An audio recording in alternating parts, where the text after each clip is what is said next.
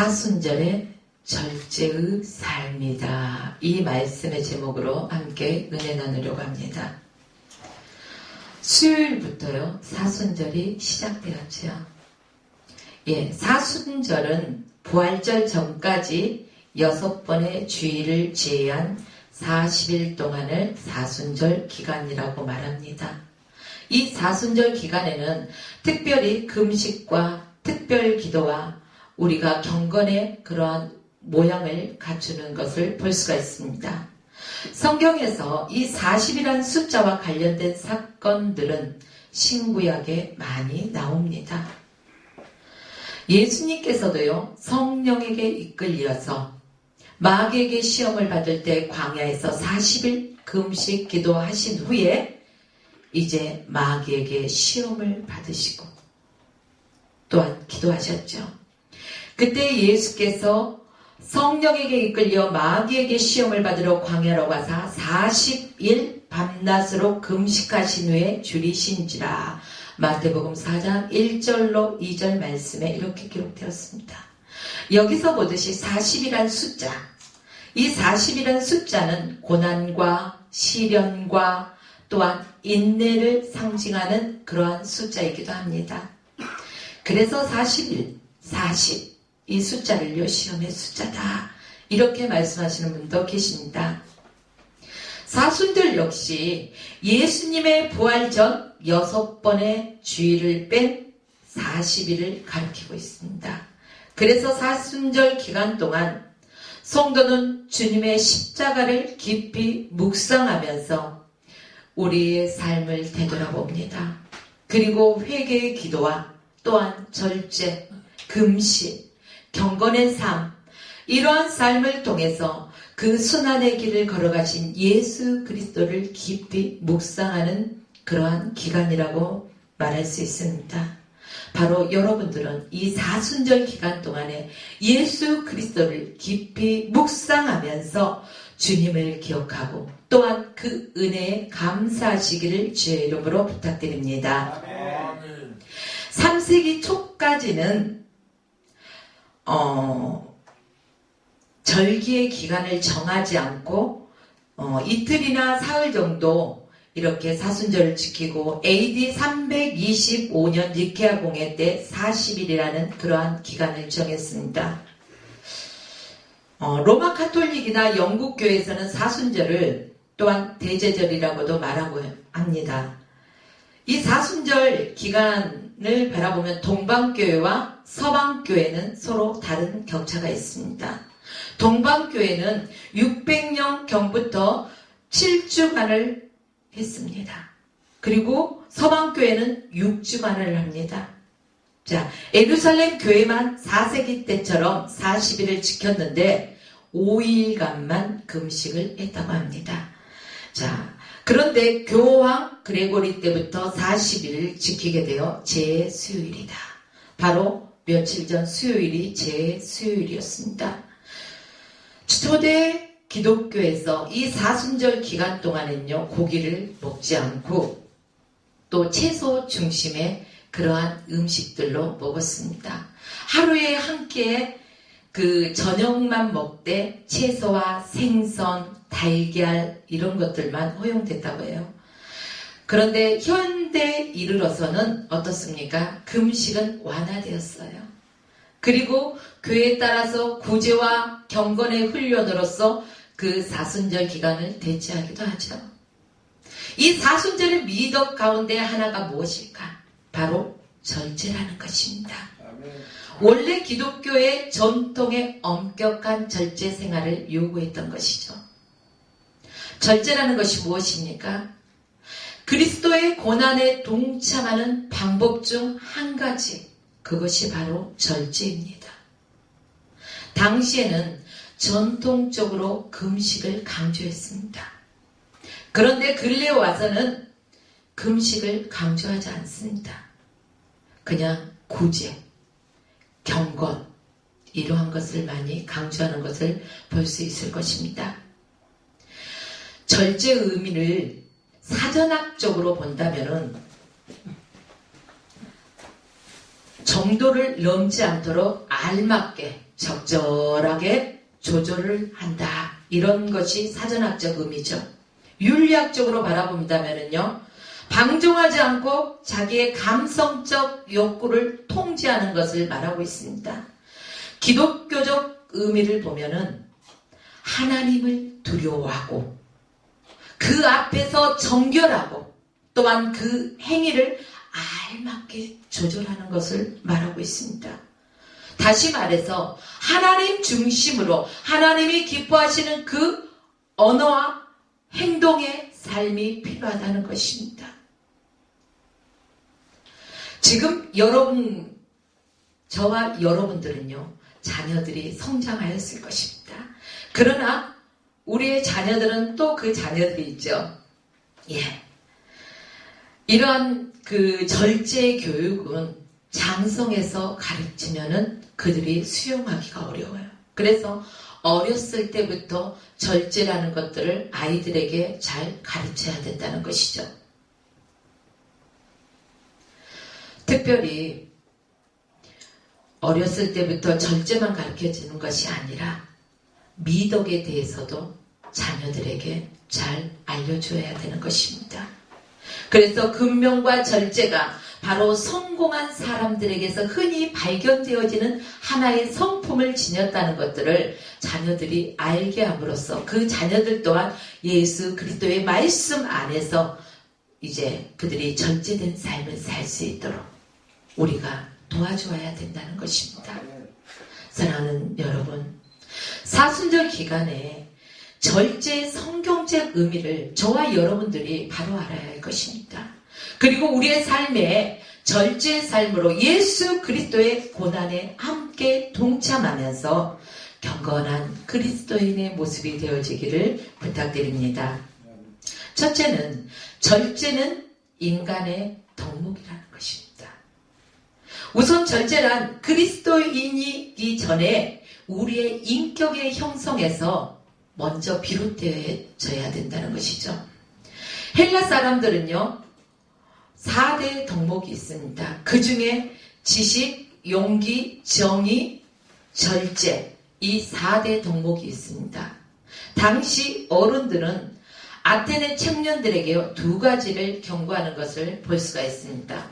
첫째는 내 자신을 알라. 누가 한 말이에요? 많이 들어보셨죠? 예, 그렇습니다. 소크라테스가 한 말이죠. 두 번째는요, 내 자신을 다스리라. 내 자신을 다스릴 수가 있어야 된다는 것입니다. 자신을 다스린다는 것은 절제 미덕을 갖춘 사람이죠. 절제가 없거나 절제라는 것은 내가 어떤 것이 모자란 것이 아니라 또한 너무 풍성해서 절제할 수 있는 것은 아니라는 것입니다. 자, 바울을 바라볼까요? 바울은 총독 벨렉스 앞에서 강론을 하죠. 사도행전 24장 25절에 보면은 바울이 의와 절제와 장차 오는 심판에 대해서 이제 강론하고 있습니다. 이 강론을 들은 벨릭스가 두려워합니다. 그리고 이제 지금은 가라. 나중에 내가 너를 따로 부르겠다. 바울에게 이렇게 말합니다. 자, 바울은 이때 당시의 신분이 어떤 신분이었을까요? 바울은 제수의 신분이었습니다. 제수의 신분이지만 당시의 권력가예요. 권력가인 벨릭스에게 이제 그가 절제에 대해서 강론을 하는데 두려워하지 않잖아요. 바울이 말세라고 하는 이 시대에는 사람들의 모습을 얘기하면서 말하고 있는 것입니다. 디모데후서 3장 3절 말씀에 보면 무정하며 원통을 풀지 아니하며 참소하며 절제하지 못하며 사나우며, 그 당시 사람들, 바로 그 당시의 사람들만 이랬던 것이 아니라는 것이죠. 지금 우리가 살아가고 있는 이 시대에도요, 사람들을 바라보십시오. 절제하지 못하는 삶 속에서요, 그들이 어떻습니까? 화를 마음껏 품고 살고 있죠. 쉽게 말해서 여기 계시는 분들 다 운전하시잖아요. 그렇대요. 평상시에 아주 점잖은 사람도 운전대를 붙잡았을 때 그 사람의 성격을 볼 수가 있죠. 자, 운전하는 모습은 그 사람의 인격을 말해주고 있다는 것입니다. 평상시에 그렇게 점잖했던 사람이 운전을 하다 보니 아주 공격적으로 변해요. 그리고 쌍시옷이 막 날아다녀요. 그리고 내가 운전할 때는 급할 때 싹 어때요? 새치기, 끼어들기, 꼬리 물기 잘하잖아요. 그런데 다른 사람이 그런 것들을 행했을 때는요, 보지 못해요, 거꾸로. 그리고 막 쌍시옷을 합니다. 그 사람의 인격이 나타나는 것이죠. 왜 그럴까요? 자기의 성품을 절제하지 못한 데서 비롯된다는 것입니다. 그렇다면 그 사람의 인격은요, 그 순간에 무너져 버린다는 것입니다. 그 사람이 아무리 인격을 갖춘 사람처럼 보였을지라도 그 안에서 그 사람의 모습을 본 사람들은 과연 인격자로 바라볼 수 있을까요? 여러분들의 삶은 어떻습니까? 보여지는 삶 속에서는 인격자의 모습입니까? 남들이 보이지 않는 곳에서는 또 어떤 모습을 지녔습니까? 우리는 흔히 사람들의 눈에 보기에 어떠할까? 저 사람이 나를 바라볼 때 어떤 생각을 할까? 두려워하죠. 그러나 정작 우리가 두려워해야 될 하나님 앞에서는 어떻습니까? 하나님은 내 눈에 보이지 않는다 해서 여러분들이 함부로 살아가진 않습니까? 내 성품 드러내고 살진 않습니까? 하나님 앞에서 우리의 성품이 절제된 삶, 그 절제 속에서 미덕을 갖춰야 된다는 것입니다. 잠언서 16장 32절 말씀에 보면 노하기를 더디하는 자는 용사보다 낫고 자기의 마음을 다스리는 자는 성을 빼앗는 자보다 나으니라. 이렇게 성경이 기록되었습니다. 그렇습니까? 절제 생활은 참으로 아름다운 생활입니다. 또한 그리스도인들에게 매우 중요한 삶이기도 하죠. 두 번째는 이 절제라는 것은 성령의 열매라는 것입니다. 절제는 인간에게 필요한 성품이지만 스스로가 마음대로 그것을 조절하기란 쉽지 않을 것입니다. 아, 내가 그때 왜 그랬을까? 조금만 절제했으면 되는데.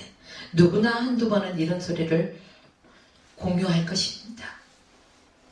자, 성경은 절제를 성령의 열매라고 분명하게 말하고 있습니다. 그래서 갈라디아 5장 23절 말씀 보면 오직 성령의 열매는 사랑과 희락과 화평과 오래 참음과 자비와 양성과 충성과 온유와 절제이니 이 같은 것을 금지할 법이 없느니라. 이렇게 성경에 기록되었습니다. 절제는 그냥 인간의 의지로 되어지는 것이 아닙니다. 성령의 열매라는 것입니다. 또 고린도전서 7장 9절 말씀에 보면 절제할 수 없거든 결혼하라. 정욕에 불같이 타는 것보다 결혼하는 것이 나으니라. 왜 그럴까요? 요즘 성문화가요 보면은 너무나 개방돼가지고 절제되지 못한 그러한 청소년들을 바라볼 수가 있을 것입니다. 또 성인들도 그렇고요. 자, 우리는 성경에서 분명히 말하고 있는 말씀처럼 우리의 삶 가운데서도 이러한 절제가 필요하다는 것입니다. 여기에서 그런데 말하고 있는 절제라는 것은 무엇이냐? 우리 육체적인 욕망을 다스리는 극기, 그러한 의미를 담고 있습니다.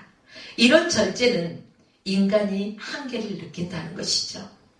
성령의 역사로, 성령의 은혜로, 또 주시는 열매로서 이루어진다는 것입니다. 성령의 열매로서 절제를 얻기 위해서 우선 우리의 자신의 문제를 인정할 줄 알아야 되는 것입니다. 내가 내 앞에 있는 문제들을 인정하지 않고 부정하면서 어떻게 성령의 열매를 인정하고 성령의 도우심을 인정할 수 있겠습니까? 내 자신의 연약함 때문에 나는 할 수 없지만 내 안에 역사하시고 나와 함께 하시는 성령 하나님을 철저하게 의지하는 삶을 살아갈 때 우리는 그러한 것들을 다스리면서 살아갈 수 있다는 말씀입니다. 우리는 우리 스스로가 마음대로 절제할 수 없다는 연약한 인간임을 먼저 인정해야 된다는 것입니다. 그리고 성령의 도우심을 구하십시오. 또한 이제 우리의 말, 또 돈, 물질, 우리의 그 성격, 성질 이러한 것들도요 우리가 스스로 제어하지 못할 때가 많이 있습니다. 왜 그럴까요? 절제하지 못한 데는 우리의 감정을 우리가 극복하지 못하기 때문에 그러한 것들을 절제하지 못한다는 것입니다. 감정의 지배를 받고 있다는 뜻입니다. 그러나 영적인 사람, 하나님의 사람은 우리의 감정의 지배를 받아서는 안 되겠죠. 성령의 지배를 받아야 된다는 것입니다. 성령의 인도함을 받아야 된다는 것입니다. 그래야만이 우리의 삶이 절제된 삶이 되어질 수 있다는 것입니다. 또한 이 절제는 신앙의 성숙을 바라볼 수가 있습니다. 우리에게는요 무엇이 필요할까요? 믿음이 필요합니다. 또한 믿음으로 구원도 받습니다. 이 믿음 있는 자들에게 필요한 것이 바로 믿음의 덕의 지식을, 지식의 절제를, 절제의 인내를, 인내의 경건을, 경건의 형제 우애를, 형제 우애의 사랑을 공급한다는 것입니다.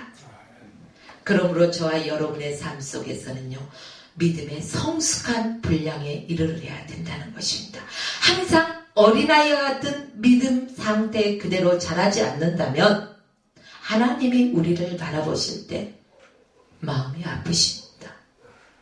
우리의 자녀들이 태어나면은 이제 엎어지고 또한 기고 앉고 걷고 뛰고 이 성장기에 맞게 자녀들이 자라날 때 건강하게 발육하며 부모가 바라볼 때 기쁩니다.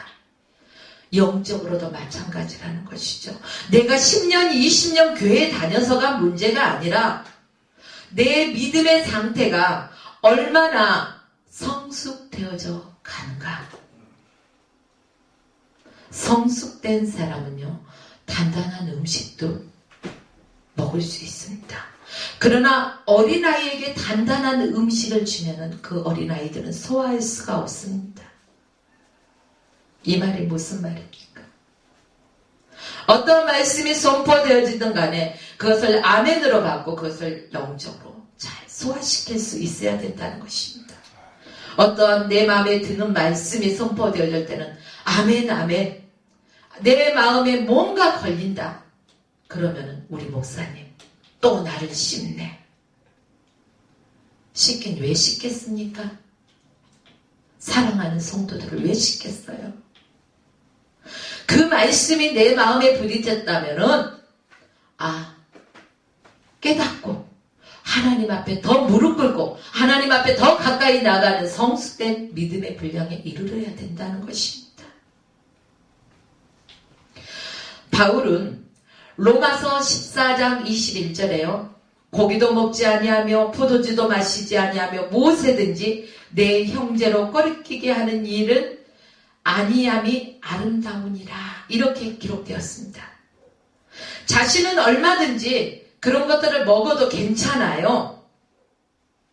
그러나 내가 이것을 함으로 인해서 다른 사람의 신앙이 흔들린다거나 문제가 될 것 같다면 그 또한 절제할 줄 알아야 된다는 것입니다. 내 신앙의 위주에서 믿지 않는 연약한 이제 갓 예수 믿은 그런 사람 앞에서 마음껏 하는 것이 아니라 그 사람이 바라봤을 때 그 사람이 어떠한 시험에 들 만한 행동이 있다면 우리는 그 또한 절제할 줄 알아야 된다는 것입니다. 그래서 형제로 꼬리끼게 하는 일은 절제해야 된다는 것이죠. 절제는 신앙의 성숙된 자의 덕목이라는 것입니다. 성경에 나오는 교회 일꾼들의 자격들을 보십시오. 디모데전서 3장 2절 말씀에 보면 그러므로 감독은 책망할 것이 없으며 한 아내의 남편이 되며 절제하며 근신하며 아담하며 나그네를 대접하기를 가르치기를 잘하며 라고 절제를 말하고 있습니다. 아, 여기 보니까 그럼 남성들만 절제하면 되는구나 이렇게 생각하실 수도 있겠지만 아닙니다. 여성도 마찬가지예요. 디모데전서 3장 11절 말씀에 보면 여자들도 이와 같이 단정하고 참수하지 말며 절제하며 모든 일에 충성된 자라야 할지니라. 그러므로 하나님의 형상을 닮은 하나님의 백성들은 남녀노소 누구나 할 거 없이 절제된 삶, 덕을 갖춘 자의 삶, 성숙한 그리스도인의 모습의 삶을 살아야 할 것입니다. 같은 내용의 디도서 1장 8절 말씀에 보면은요. 오직 나그네를 대접하며 선을 좋아하며 근신하며 의로우며 거룩하며 절제하며 라고 기록되었습니다. 성경 곳곳에 이렇게 절제에 대해서 수없이 말씀하고 있는데 살아가는 모습 속에서는 절제가 보이지 않아요. 머리로는 분명히 알고 있는데 우리의 손과 발에서는 전혀 상관없는 삶을 살 때가 많다는 것입니다. 절제는 그리스도인에게 주어진 덕목이라고 말했습니다. 우리 모두 이 절제의 덕목이 필요합니다. 먹는 것에도요, 절제가 필요합니다. 내가 좀 좋아하는 음식이 나왔다고요, 절제하지 않고 막 먹어봐요. 다른 사람들도 먹어야 되는데 배려 없이. 이것도 아름답지 못하죠? 자, 입는 것도 절제가 필요하다는 것입니다. 우리가 입는 옷도 때와 장소를 가려가며 입을 수 있어야 돼요. 그것을 분변치 못하면 안 된다는 것입니다.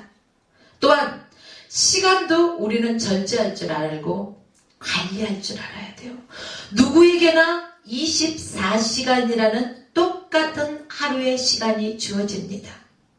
그런데 이 24시간의 하루의 시간은 어떤 사람은 지혜롭게 잘 관리해서 정말 하나님이 보시기에 아름다운 그리스도인의 모습의 삶을 드러냅니다. 그런데 어떤 사람은 육신의 안락한 데 그 시간들을 사용하며 허비합니다. 하나님이 주신 이 시간 다시 올까요? 2019년에 오늘이 3월 9일, 그쵸? 3월 9일 3시 50분입니다. 이 시간은 다시 오지 않습니다. 그러므로 우리가 매 시간 순간순간을 절제하면서 또한 하나님의 보시기에 아름다운 삶을 살아야 할 것입니다. 우리 인생을 살아가다 보면 모든 것은 리허설이 있기 때문에요. 잘못하면은요, 다시 하고 시작하면 돼요. 그러나 우리의 인생에는 리허설이 없어요. 이 시간이 흘러가버리고 나면 잡고 싶어도 잡을 수가 없어요. 그래서 여러분의 인생에서 최선을 다하되 절제된 삶, 덕을 갖춘 자의 삶, 성숙한 자의 삶을 살아가시길 주의 이름으로 축원합니다. 아담과 하와를 바라보면은요, 먹는 것에서 절제하지 못하고 어땠어요? 시험에 들잖아요. 먹는 것에서 절제하지 못하고 실패한 삶을 살잖아요. 그런데 예수님은 광야에서 시험을 받으실 때 먹는 것에서도요, 유혹을 받지 않습니다. 과감하게 승리하십니다. 저와 여러분의 삶도 예수님이 승리하셨기 때문에 여러분과 저도 승리할 수 있습니다. 믿습니까? 예. 우리의 인류의 조상, 바로 아담의 절제되지 못한 삶 속을 통해서 인간에게 죄가 찾아왔죠. 우리의 죄에서 구원하여 또 영원한 생명을 주시기 위해서 예수 그리스도께서 오셔서 바로 십자가 위에서 자신의 생명을 내놓으셨습니다. 예수님은 절제된 삶이었습니다. 성공한 삶이었습니다. 어떤 사람들은 저가 유대인의 왕 맞아? 그런데 왜 자신도 공 못하고 왜 십자가에 달려서 죽어? 이렇게 말할 수도 있겠죠. 그러나 예수님은 실패한 것이 아닙니다. 그대로 죽음에서 끝났다면 실패했겠죠. 그러나 예수님은 3일 만에 약속한 대로 부활하셨습니다.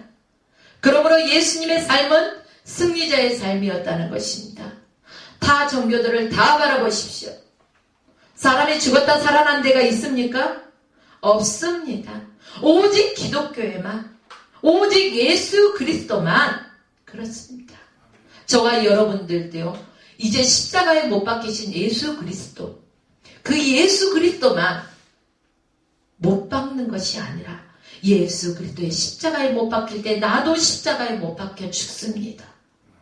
그리고 예수님이 살아서 부활하시고 승리하셨을 때 저와 여러분들의 삶도 부활하고 승리하는 삶입니다.